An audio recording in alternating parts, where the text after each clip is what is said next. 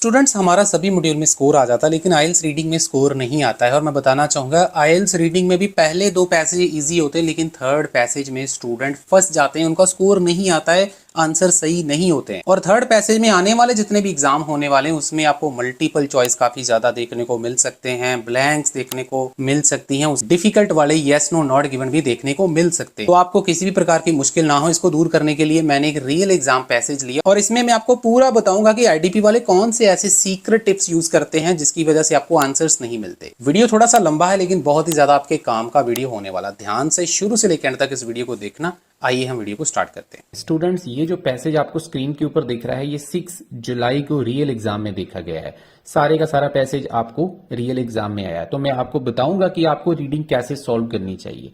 Students, आपके सामने जब ये पैसेज आएगा तो कोई भी पैसेज जब भी आप रीडिंग सॉल्व करोगे, थर्ड पैसेज आएगा तो आपको सबसे पहले अपने क्वेश्चंस को देखना है कि आपके एग्जामिनर ने ये जो क्वेश्चन है इसको कैसे डिजाइन किया। आप लोग गलती क्या करते हो, आप लोग सीधा एक क्वेश्चन रीड करते हो, पीछे जाना पढ़ना स्टार्ट कर देते हो, फिर इसको रीड करते हो, फिर पीछे चले जाते हो, जो कि बिल्कुल गलत अप्रोच है। तो सबसे पहला काम हमारा क्या है कि हम ये क्वेश्चंस की लोकेशंस को देखेंगे। ये नहीं है कि सिर्फ ब्लैंक्स को, हम सारे क्वेश्चन की लोकेशन को देखेंगे। तो सबसे पहले हम ये जितने भी क्वेश्चन उसने बना रखे हैं उसको हम पहले थोड़ा मार्क डाउन करेंगे। ये वाले क्वेश्चन को मार्क करेंगे, उसके बाद जैसे ये आपके सामने ट्रू फॉल्स दिख रहे हैं इनको मार्क करेंगे और एमसीक्यू को भी मार्क करेंगे उसने कहां से बनाए हैं। तो स्टूडेंट्स, आप लोग स्क्रीन के ऊपर देख सकते हैं सारी इंपॉर्टेंट कीवर्ड्स मैंने मार्क डाउन कर लिए। जैसे ब्लैंक्स में से 6500 लिविंग लैंग्वेज, वोल्फ और मैनी कम्युनिटीज। उसके बाद अगर हम ट्रू फॉल्स नॉट गिवन की बात करें तो anthropologist and language, Thangmi language, 1000 page और नेपाली स्कूल। वही चीज आप लोग सीधा जो है स्क्रीन के ऊपर देख सकते हैं। ये 6500 मुझे दिख रहा है, वोल्फ और इंडिजीनियस कम्युनिटीज। तो मतलब कहने का क्या है कि कहीं ना कहीं जो एग्जामिनर है उसने ये जो क्वेश्चंस हैं ब्लैंक्स वाले उसको बनाने के लिए ये वाला टेक्स्ट उसने कहीं ना कहीं से यूज किया है। इसका मैंने कलर भी चेंज कर दिया है। और जो बाकी का टेक्स्ट है उसके लिए उसने क्या किया है, और जो ट्रू फॉल्स नॉट गिवन है वो आप देख सकते हैं। ये पहला ट्रू फॉल्स है, उसके बाद ये सेकंड वाला और ये 1000 पेज वाला और ये नेपाली स्कूल वाला। तो मतलब ये वाला जो टेक्स्ट है ये सारा टेक्स्ट उसने किसके लिए यूज किया है, आपके ट्रू फॉल्स के लिए। तो बहुत क्लियर है आपको क्या पढ़ना है क्या नहीं करना है। स्टूडेंट्स, आप लोगों को हमेशा एग्जाम में जो क्वेश्चन इजी होता है उसके ऊपर टाइम स्पेंड करना है।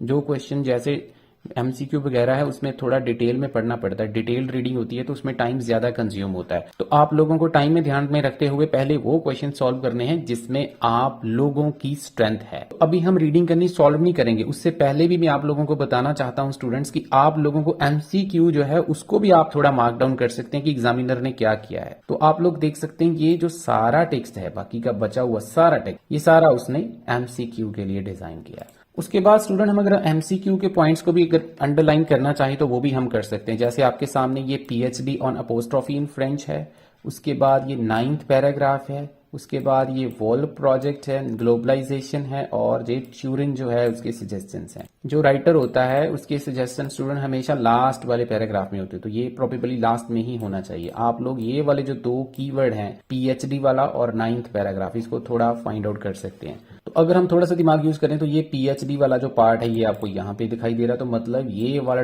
जो एमसीक्यू है उसने यहाँ से बनाया है। और उसके बाद 9th पैराग्राफ को आपको देखना पड़ेगा कि टेक्स्ट में 9th पैराग्राफ कौन सा है। तो आप लोग देख सकते हैं ये हमारा 1st, 2nd, 3rd, 4th, 5th, 6th, 7th, 8th और 9th। तो मतलब ये वाला जो पैराग्राफ है ये मेरा 9th वाला क्वेश्चन है, राइट। तो इसको भी मैंने अंडरलाइन कर दिया।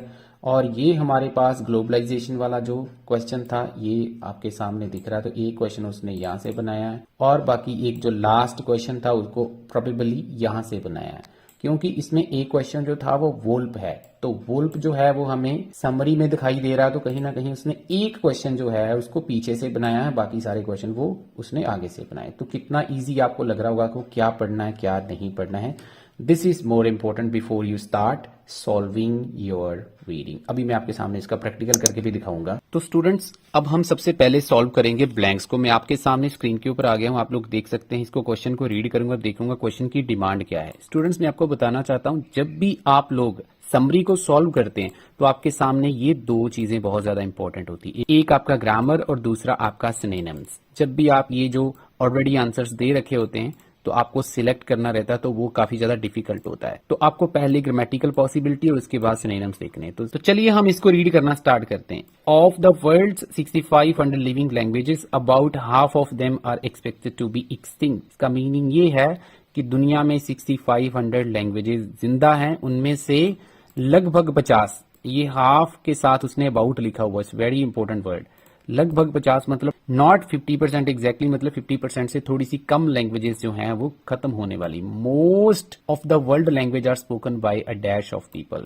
तो आप यहां पर ध्यान से देख सकते हैं, ये जो इसने यूज किया है word a dash of people, तो ये एक कोलोकेशन है। कोलोकेशन जो होती है 2-3 वर्ड का ग्रुप होता है। तो जैसे हम जैसे a lot of people, a number of people, तो मतलब यहाँ पर एक ऐसा वर्ड चाहिए जो इसको एक कंप्लीट सेंस दे। अगर पीछे जाने से पहले यहाँ पे थोड़ा सा फाइंड आउट करें तो आपको 2 ही दिखेंगे, एक मेजोरिटी और एक माइनॉरिटी। इन दोनों में से एक आंसर आएगा। तो इसको कंफर्म करने के लिए अब हम जाएंगे सीधा पैसेज में।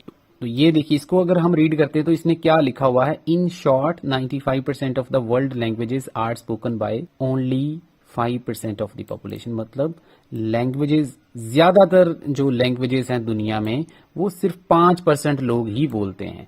तो 5% लोग मतलब बहुत थोड़ा नंबर है। यहां पर इसने क्या लिखा हुआ है, most of the world's languages, मतलब 95% लैंग्वेज हो गया।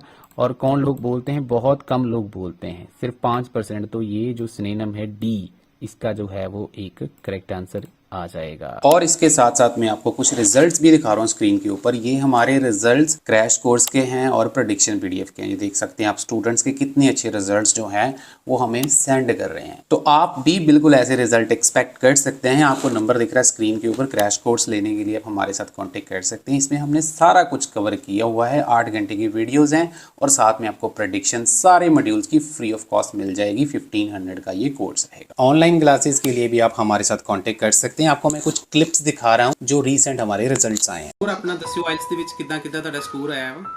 और आइल्स च ओवरऑल मेरे 7 बैंड्स आए ने। लिसनिंग सारे मॉड्यूल्स च मेरे 6.5 ਸਕੋਰ ਸੀ। ਲਿਸਨਿੰਗ ਚੋਂ 8 ਨੇ ਔਰ ਬਾਕੀ ਸਾਰੇ ਮੋਡਿਊਲ ਦੇ ਵਿੱਚੋਂ 6.5 ਨੇ। ਓਵਰਆਲ ਤੁਹਾਡੇ 7 ਨੇ। ਸਭ ਤੋਂ ਪਹਿਲਾਂ ਤੁਹਾਨੂੰ ਮੁਬਾਰਕਾਂ, ਵਧਾਈਆਂ ਤੁਹਾਨੂੰ ਬਹੁਤ-ਬਹੁਤ ਕਿ ਤੁਹਾਡਾ ਜਿਹੜਾ ਡ੍ਰੀਮ ਸਕੋਰ ਹੈ 778। ਤੁਹਾਨੂੰ ਪਤਾ ਮੈਜੀਕਲ ਸਕੋਰ ਹੁੰਦਾ ਆ, ਹਰ ਬੰਦੇ ਦਾ ਆਉਂਦਾ ਨਹੀਂ ਆ। ਜੀ ਮੇਰੇ ਸਭ ਤੋਂ ਜ਼ਿਆਦਾ ਆਏ ਲਿਸਨਿੰਗ ਚ ਆਏ ਮੇਰੇ 9।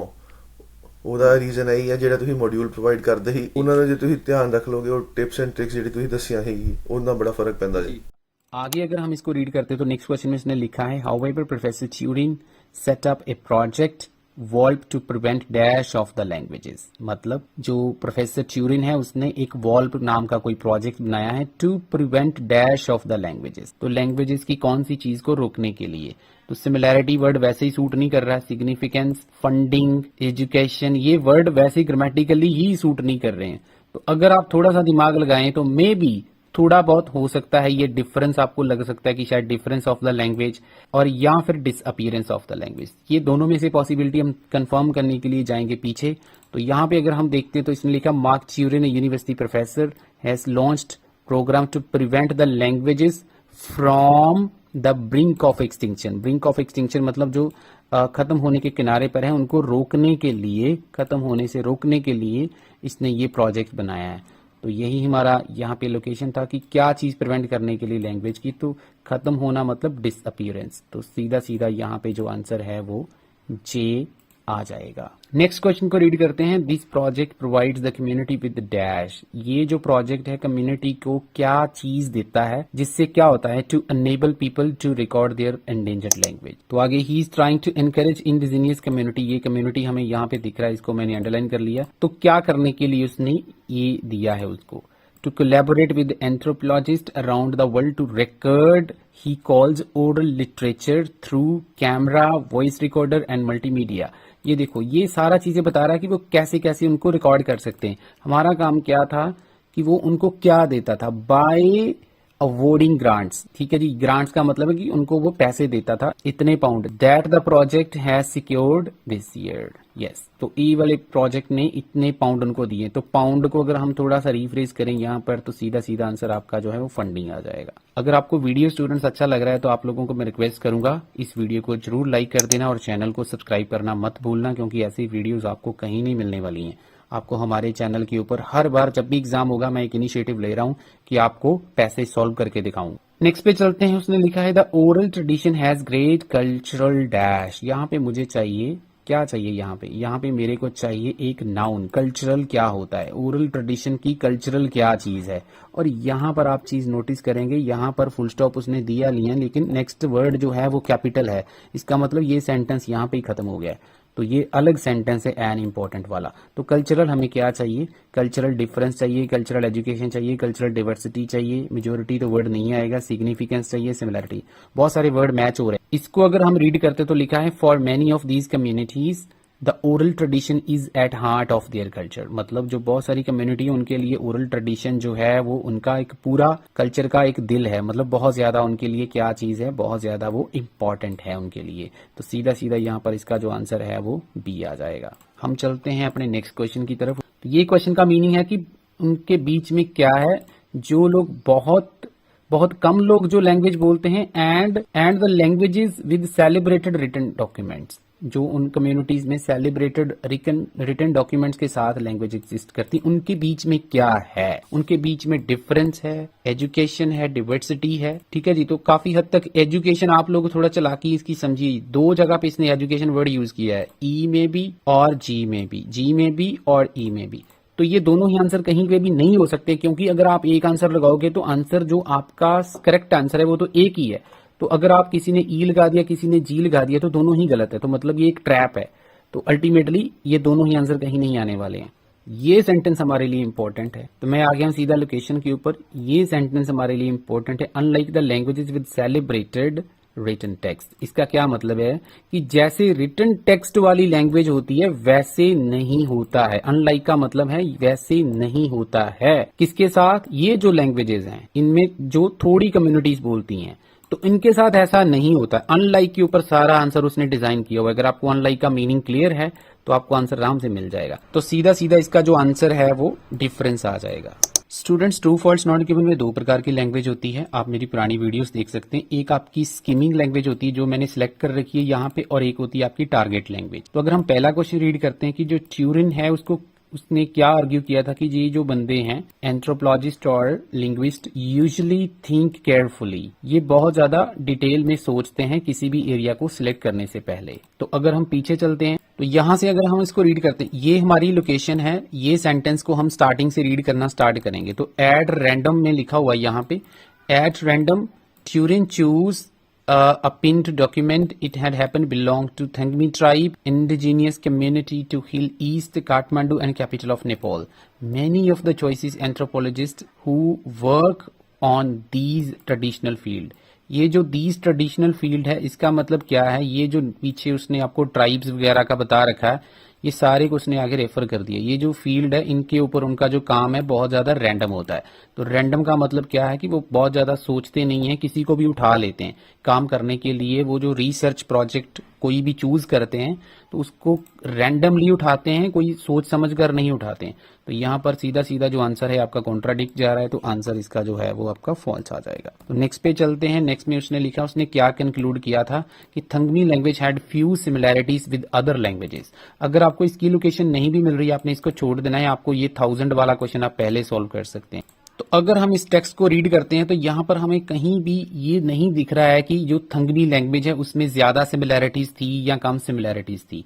तो सारा टेक्स्ट आप लोग रीड कर सकते हैं, कहीं पर भी ऐसा नहीं लिखा। नेक्स्ट पे हमारा 1000 वाला मिल गया, तो ये वाला आंसर सीधा सीधा जो है वो नॉट गिवन हो जाएगा। उसके बाद अगर हम 1000 पेज डॉक्यूमेंट वाला अगर क्वेश्चन रीड करते हैं तो क्या मीनिंग है, Turin has written that 1000 page document was inappropriate for Thangmi community. ये जो उसने 1000 पेज का डॉक्यूमेंट लिखा था वो इन अप्रोप्रिएट था। तो टारगेट लैंग्वेज उसकी सिर्फ और सिर्फ अप्रोप्रिएट है। तो यहाँ पे क्या लिखा है, I wrote 1000 page of grammar in English that nobody could use but I realized. ये देखो उसको क्या लग रहा था, उसको ये लग रहा था दैट वाजंट इनफ, वो इनफ नहीं था। मतलब वो इतना ज्यादा अप्रोप्रिएट नहीं था, उसमें और ज्यादा चेंजेस की जरूरत थी, सही नहीं था, ठीक नहीं था, यहाँ पर वो इनफ नहीं था। जो आगे वाला टेक्स्ट है वो भी आप रीड कर सकते हैं। तो सीधा सीधा इसका आंसर जो है वो ट्रू हो जाएगा।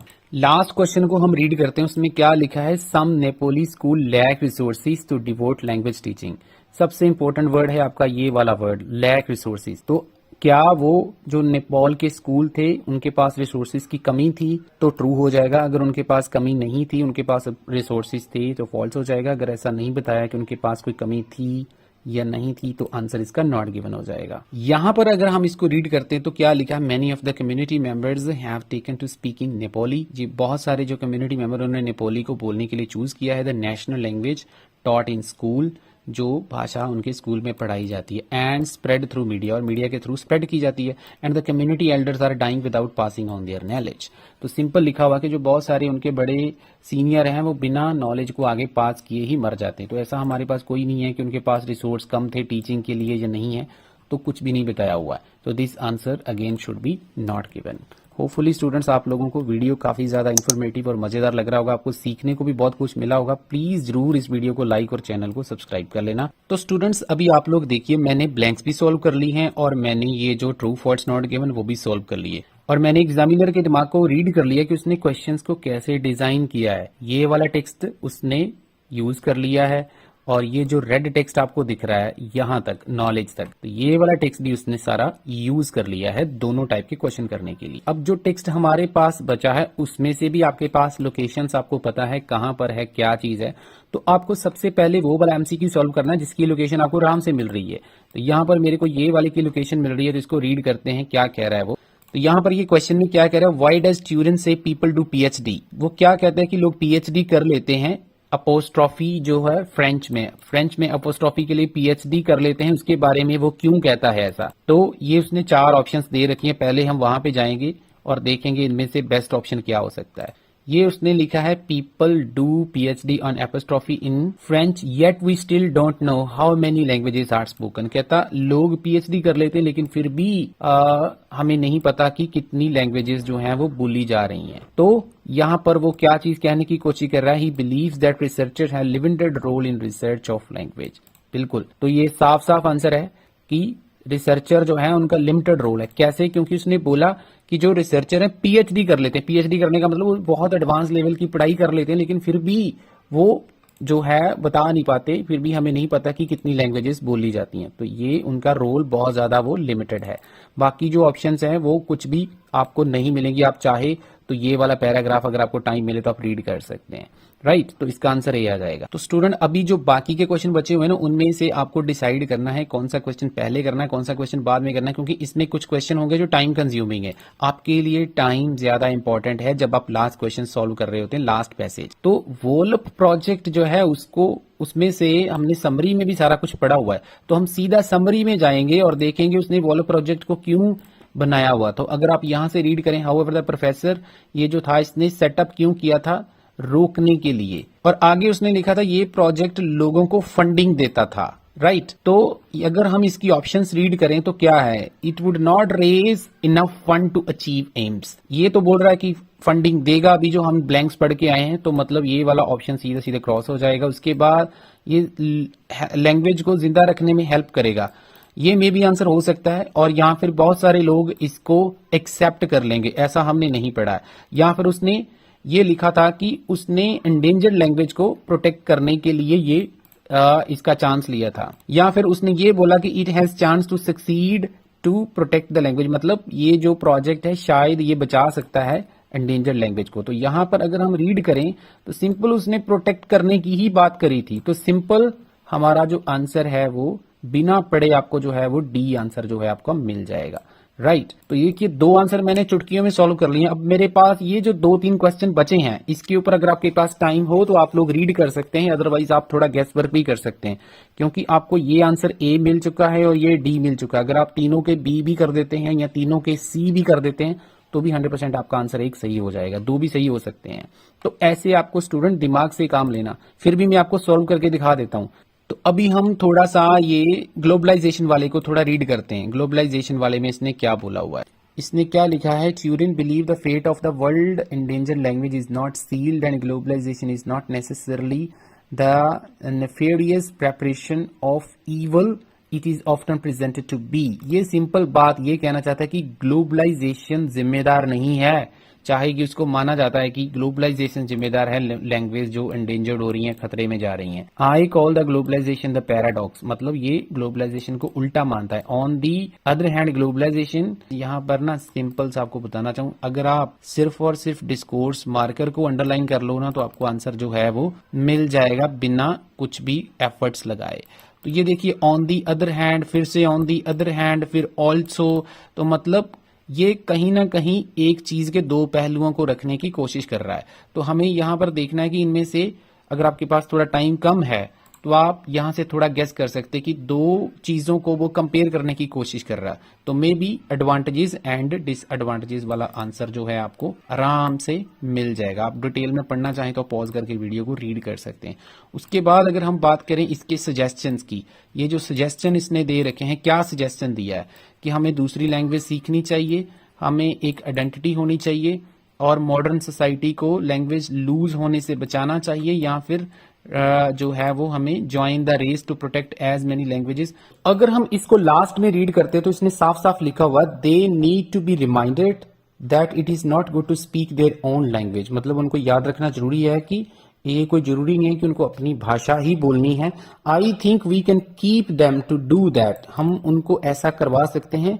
और आगे इसने एक हाइफन डाला हुआ, becoming modern doesn't mean that you have to lose your language, इसका मतलब ये बिल्कुल नहीं है कि आप अपनी भाषा को लूज कर दो। तो मोडम होना ये जरूरी नहीं है कि मोडम हो तो आप अपनी भाषा को लूज कर दो। तो keep up with the modern society without losing language, सीधा सीधा यहाँ पर इसका आंसर आ जाएगा। अब हम लास्ट क्वेश्चन को भी रीड कर लेते हैं। ये जो 9th पैराग्राफ है इसमें इसने क्या लिखा हुआ है, व्हाट इज डिस्कस्ड, मतलब हमें सारा पढ़ना पड़ेगा। डी ऑप्शन यहाँ पर बिल्कुल भी नहीं आएगी कि initiative the oral world oral literature project is bringing to the Israel, की वो ऐसे इनिशिएटिव जो है इजराइल में लेकर आ रहे हैं, ऐसा हमने नहीं पढ़ा है।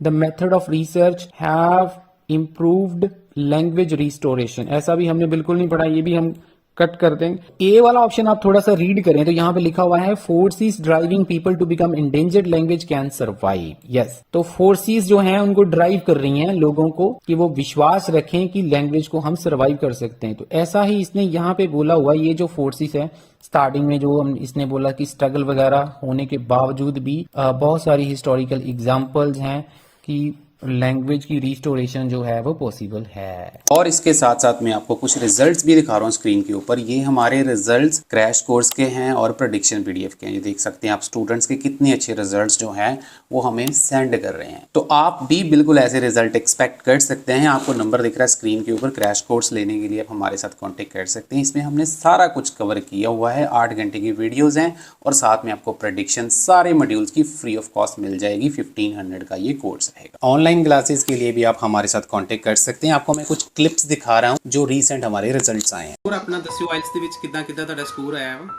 ਫਿਰ ਆਇਲਸ 'ਚ ਓਵਰਆਲ ਮੇਰੇ 7 ਬੈਂਡਸ ਆਏ ਨੇ।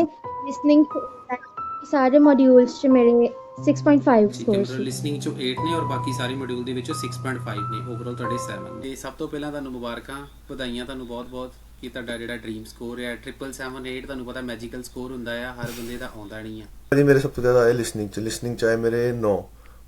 ਉਹਦਾ ਰੀਜ਼ਨ ਇਹੀ ਹੈ ਜਿਹੜਾ ਤੁਸੀਂ ਮੋਡਿਊਲ ਪ੍ਰੋਵਾਈਡ ਕਰਦੇ ਸੀ ਉਹਨਾਂ ਨੂੰ ਜੇ ਤੁਸੀਂ ਧਿਆਨ ਰੱਖ ਲਓਗੇ ਉਹ ਟਿਪਸ ਐਂਡ ਟ੍ਰਿਕਸ ਜਿਹੜੀ ਤੁਸੀਂ ਦੱਸੀਆਂ ਸੀਗੀ ਉਹਨਾਂ ਬੜਾ ਫਰਕ ਪੈਂਦਾ ਜੀ।